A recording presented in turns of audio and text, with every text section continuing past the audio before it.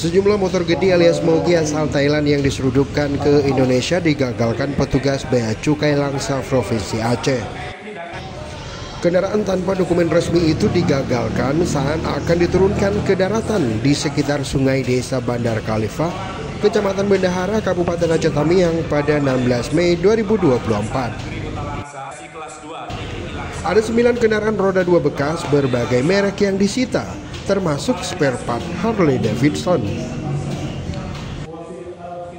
Selain moge, petugas juga menyita sejumlah barang lain seperti kosmetik, tanaman hias, pakaian bekas, hewan peliharaan seperti anjing hias dan kura-kura.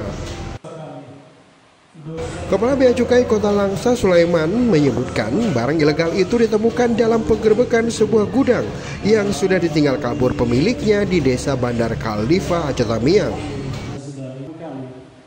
Dan ini yang lebih penting lagi, rekan-rekan sekalian, tidak menutup kemungkinan bahwa masuknya barang-barang ini juga disertai dengan barang-barang narkoba yang memang saat ini menjadi concern dari seluruh aparat penegak hukum di seluruh Indonesia.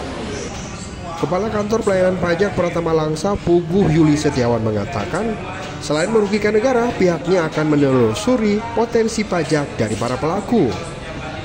Penangkapan ini merupakan underground ekonomi, artinya kegiatan-kegiatan ekonomi yang tidak nampak di permukaan, sehingga penghasilan yang diperoleh oleh orang-orang yang menyelundupkan ini pun selama ini pasti belum terlaporkan di SPT yang bersangkutan, sehingga kami pun akan tetap membuka mata dan telinga kami, ikut mencermati prosesnya sampai dengan nanti ketemu siapa orangnya, kemudian kami juga akan gali potensi pajaknya dari orang yang bersangkutan.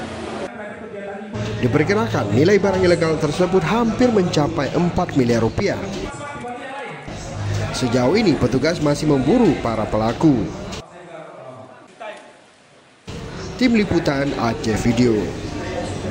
514.000. 5 penindakan